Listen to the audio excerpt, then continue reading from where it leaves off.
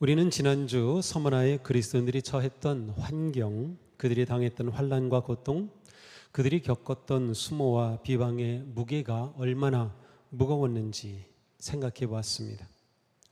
어느 것 하나 자신들에게 우호적인 것이 전혀 없었지만 온갖 환난이 우겨싸는 그런 상황에서 오직 예수께서 주님이심을 고백하는 그 믿음을 지킨 그들의 모습이 우리에겐 감동적이었습니다. 그런데 주님은 계속되는 시련 속에서도 죽도록 충성하라 라고 말씀하십니다. 박해를 당하는 신자들을 향해 나를 위해 죽을 각오를 하라 라고 하신 것 같습니다.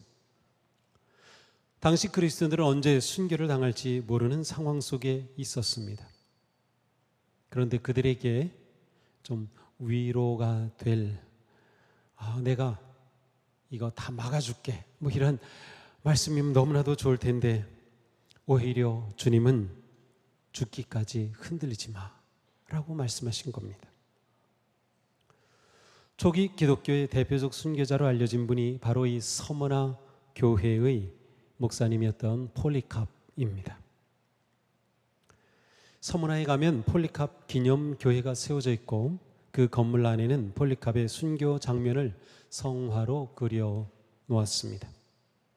이 교회는 1520년에 세워진 교회인데 그러면 종교개혁 당시, 종교개혁이 1517년에 시작이 되었으니까요.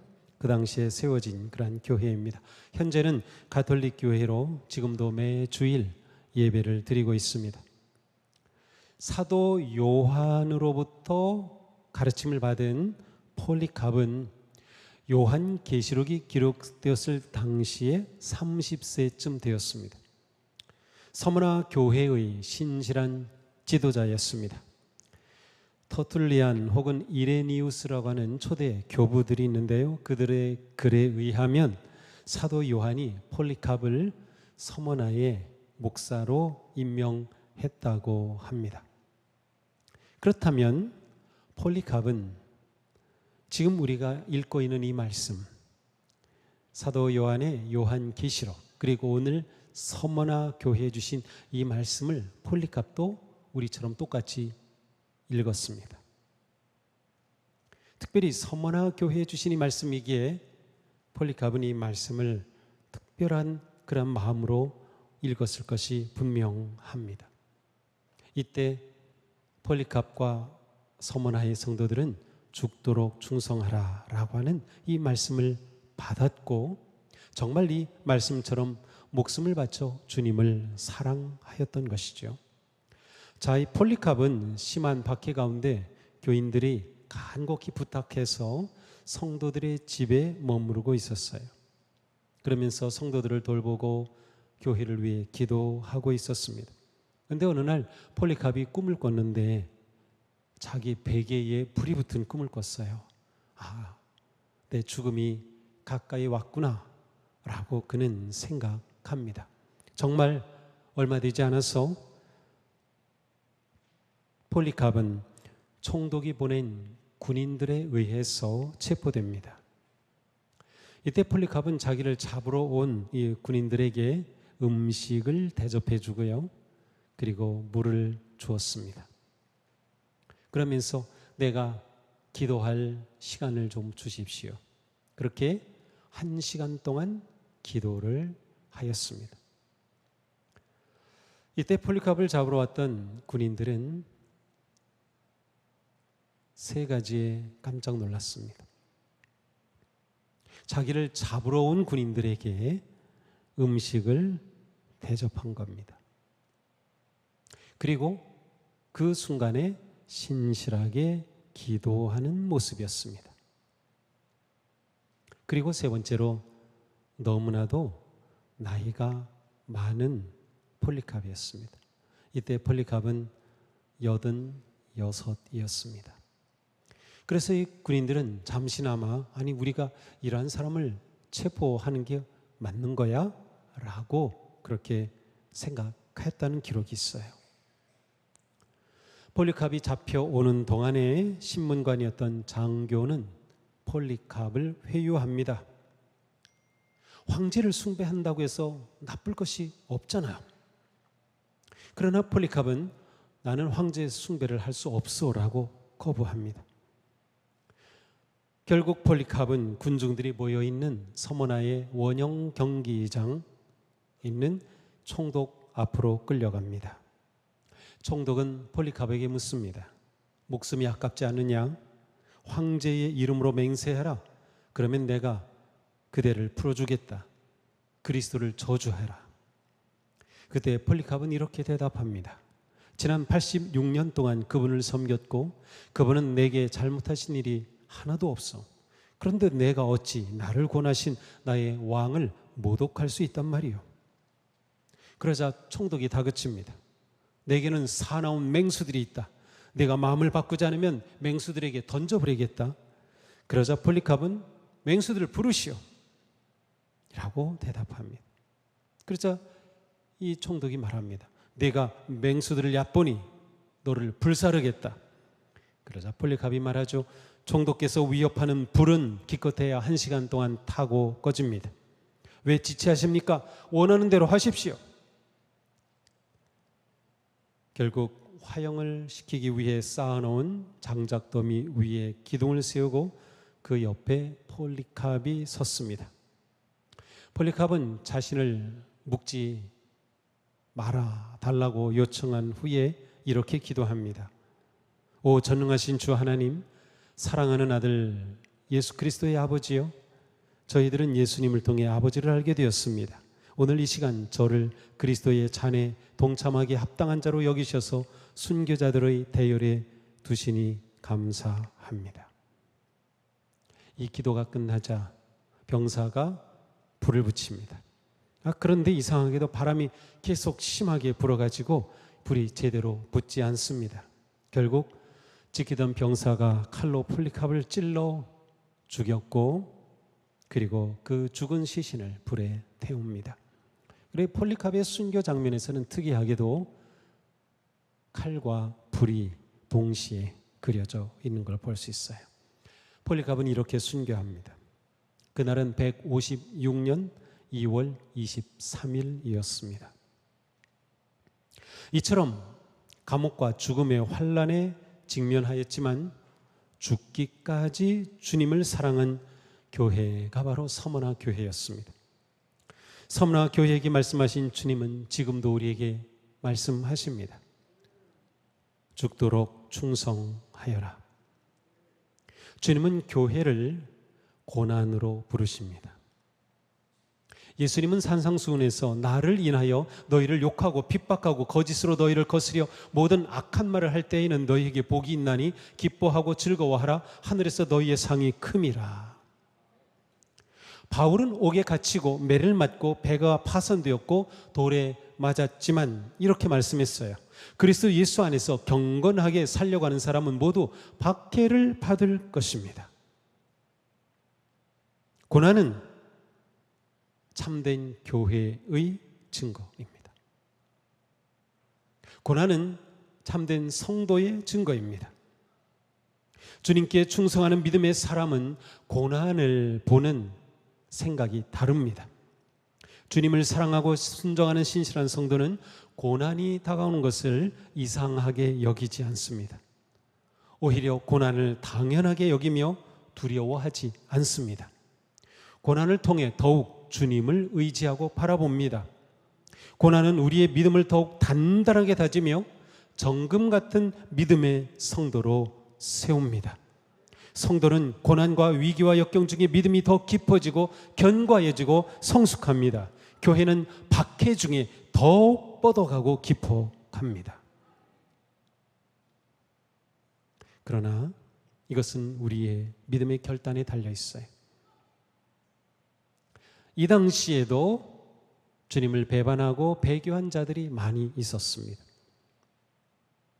고난이 올 때 어떤 사람은 아니 내가 예수님을 믿는데 고난이 와? 내 예수님 믿는데 내가 왜 이렇게 안 돼? 내가 예수님 믿는데 내가 왜 이렇게 어려워? 라고 말하며 믿음을 저버립니다. 반면에 어떤 사람은 고난이 와도 고난이 왔지만 내가 예수님을 더욱 의지해야지.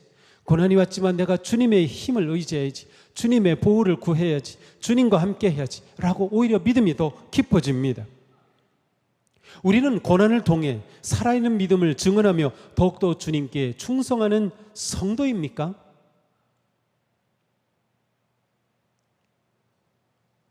우리가 고난 중에도 충성한다는 것은 어떤 상황에서도 타협하지 않는다는 뜻이기도 합니다.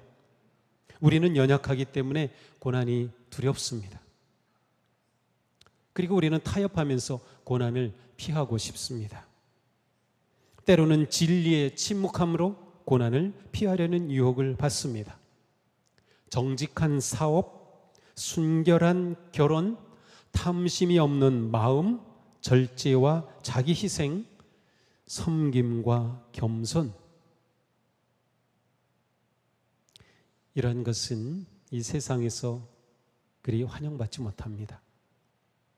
이러한 삶을 지켜가는 것은 정말 고난입니다. 그러나 우리가 진정 주님께 충성한다면 우리는 고난을 두려워하지 않는 성도와 교회가 되어갈 수 있습니다. 우리가 하나님의 칭찬보다 사람의 칭찬을 구하고 하나님의 뜻보다 사람의 뜻을 따른다면 고난은 없겠지만 그것은 그리스도께 충성하기를 포기하는 것입니다. 우리가 타협하지 않을수록 고난과 역경은 더욱더 커질 것입니다. 우리가 타협하지 않을수록 환난은 더 거세질 것입니다. 그러나 주님의 뜻은 타협하지 않은 것입니다. 세상의 불의와 타협하지 않고 사탄의 유혹에 굴복하지 않은 것입니다. 우리가 주님을 사랑하고 주님의 말씀에 순종하려면 고난을 피할 수 없습니다. 주님은 핍박과 환난을 두려워하지 말고 주님을 위해 고난을 받으라고 하십니다. 나치 치하에서 순교한 본회퍼 목사님은 이렇게 말했어요. 제자가 되는 것은 그리스도께 대한 충성을 의미한다. 따라서 기독교인들이 고난으로 부름을 받는 것은 전혀 놀랄 일이 아니다. 모든 것을 하시는 주님께서 말씀하셨습니다. 내가 장차 받을 고난을 두려워하지 말아라. 사랑하는 성도 여러분, 성령님께서 우리에게 고난을 두려워하지 않을 그 용기 주시기를 구합니다. 사탄의 유혹과 시험을 두려워하지 마십시오. 우리를 아시는 주님은 우리와 함께 하시며 우리에게 승리를 주실 것이기 때문입니다. 지난주에 우리가 보았죠. 우리가 고난받을 때 주님은 우리와 함께 고난을 받으시고 우리와 함께 하시는 거예요. 무엇이 승리입니까? 고난을 이겨내는 것, 고난 중에도 인내하는 것, 끝까지 주님을 신뢰하며 충성하는 그것이 승리입니다. 부활하신 주님은 이미 사탄의 머리를 짓밟으셨어요. 그러므로 주님이 우리와 함께 하시면 사탄이 우리를 삼킬 수 없습니다. 예수 그리스도님은 승리의 주님이십니다. 죽기까지 복종하시고 십자가에 죽으신 주님은 부활하셔서 죽음을 이기셨습니다. 그 주님이 말씀하십니다. 세상에서 너희가 환난을 당하나 담대하라. 내가 세상을 이겼노라. 사망과 음부의 열쇠는 주님의 손에 있습니다. 우리를 에워싸고 있는 것들이 무엇입니까? 우리를 삼키려고 달려오는 것이 무엇입니까? 어떤 시험과 고난과 위기에도 끝까지 충성하는 승리하는 성도, 승리하는 교회가 되기를 바랍니다. 환난의 무게가 짓누르지만 끝까지 믿음을 지키며 충성하고 인내하는 서머나 교회에 부활의 주님은 약속하십니다. 너희는 열흘 동안 환난을 당할 것이다. 열흘 동안 환난을 당한다. 이것은 짧은 기간을 말합니다. 10년, 100년, 1000년이 아니라 열흘입니다. 환난이 영원하지 않다는 뜻입니다. 환난의 끝이 있다는 뜻이에요. 이게 굉장히 중요합니다. 요한계시록을 쭉 읽으면 그 때가 있어요. 주님의 다시 오시는 재림의 때, 심판의 때, 환난이 끝나는 때가 있어요. 이걸 말하는 거예요. 죽도록 충성하여라. 그리하면 내가 생명의 면류관을 너에게 주겠다. 기가 있는 사람은 성령이 교회들에게 하시는 말씀을 들어라. 이기는 사람은 둘째 사망의 해를 받지 않을 것이라. 그러므로 이 환난을 끝까지 견디고 충성하면 생명의 면류관을 주시겠다는 약속입니다. 면류관은 이 서머나 사람들에게 굉장히 가장 중요한 상징이었습니다. 왜냐하면 서머나라고 하는 도시를 상징하는 것이 바로 이 왕관이었기 때문입니다. 서머나는 당시에 이오나는 그 큰 지역을 이오나 지역의 면류관이라고 불렸습니다. 저것은 서머나에서 만들어진 그러한 동전입니다. 서머나 파구스 언덕의 성체를 상징하는 면류관이 저렇게 주조되었어요. 그러니까 서머나에서 만들어진 동전의 특징입니다. 면류관이 있는 것이죠. 그러므로 서머나 사람들은 저 면류관을 너무나도 추구했어요. 그것은 뭐예요? 황제의 영광, 황제의 권력, 승리, 대축제 이러한 것들이에요. 자, 이러한 사회 속에서 이방신과 황제를 섬기던 사회 속에서 그리스도인들은 환난을 당하였어요. 따라서 그리스도인들은 세상이 주는 기쁨의 면류관은 받지 못했습니다. 그러나 주님은 이 세상의 면류관과는 비교도 되지 않는 생명의 면류관을 주시겠다는 겁니다. 죽도록 충성하는 성도들에게는 최후의 승리가 기다리고 있다는 뜻입니다. 영원한 생명이 준비되어 있습니다. 생명의 왕관을 받는다는 것은 생명을 왕관으로 받는다는 뜻이기도 합니다. 생명을 왕관으로 받아요. 또한 주님은 둘째 사망의 해를 받지 않을 것이다 라고 하셨어요. 이 둘째 사망에 관해서는 요한계시록 20장 14절에서 사망과 지옥이 불바다에 던져졌습니다. 이 불바다가 둘째 사망입니다 라고 해석해 주셨어요. 그러므로 최후의 심판 때 영원한 불못의 형벌에 던져진 상태가 둘째 사망입니다. 그러므로 부활의 주님은 충성하는 자에게는 지옥불의 심판이 이르지 아니할 것이다. 둘째 사망에 던져지지 않는다고 약속해 주신 것이죠. 우리는 에베소 교회를 통해서 참된 교회는 섬김과 인내로 진리를 지켜내면서 처음 사랑을 회복한 교회인 것을 보았습니다.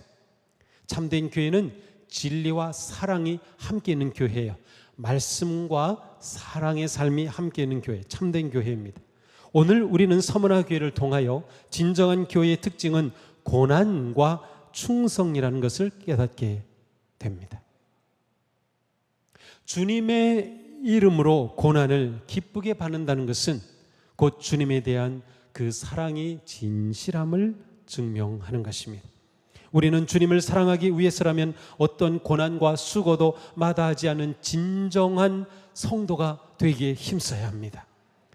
사랑하는 주님을 위해서라면 어떠한 고난과 수고도 마다하지 않는 우리 교회가 되어야 합니다. 예수님을 위해서 고난을 받으며 충성한 서머나의 성도들은 베드로와 요한이 그러했듯이 예수의 이름 때문에 모욕당하는 것을 기뻐하는, 그것을 마치 자격을 얻은 것처럼 기뻐하는 그러한 교회였습니다.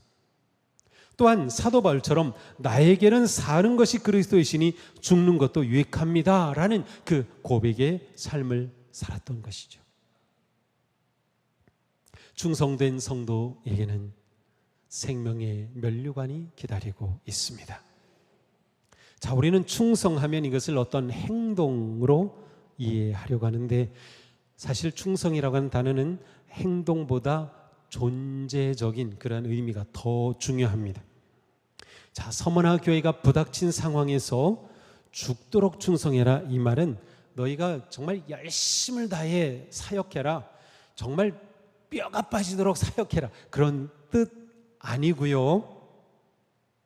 너희가 지금 고난과 박해를 받는 상황 가운데 있지. 그러나 그 상황 속에서도 네가 죽는 순간까지 변함없이 그리스도께 신실한 존재가 되라, 그런 뜻이에요. 죽는 순간까지 끝까지 주님을 사랑하는 신실한 존재가 되라. 믿음을 배반하지 말라, 떠나지 말라. 바로 이러한 의미가 더 중요합니다. 이게 바로 충성이란 뜻이에요. 이게 죽도록 충성한다는 의미입니다. 예수님은 내 그리스도이시며 주님이라고 고백하는 그 믿음의 삶 끝까지 지켜내라는 것이죠. 진리의 말씀에 순종하며 예수 그리스도에 대한 증언과 고백의 삶에서 타협하지 않고 나가는 성도들에게 주시는 놀라운 상급, 바로 그것이 생명의 면류관입니다. 이 상급은 믿음의 결승점에서, 믿음의 그 달려가는 길의 결승점에서 만왕의 왕이신 주님께서 우리에게 씌워주실 영광스러운 면류관입니다. 성도의 고난과 시련과 시험은 동굴이 아닙니다. 터널입니다. 터널은 아무리 길어도 수십 킬로가 가도 끝이 있습니다. 그리스도 안에서 성도의 고난은 끝이 있는 것입니다. 그 끝에서 우리는 생명의 면류관을 머리에 쓰게 될 것입니다. 주님을 사랑하며 믿음으로 순종하기를 원하는 성도 여러분, 때로 우리는 고난과 궁핍과 모함과 상처와 수치와 역경이 오더라도 두려워하지 마십시오. 믿음의 길을 담대히 걸으십시오. 사랑의 삶을 포기하지 마십시오. 증인의 삶을 멈추지 마십시오.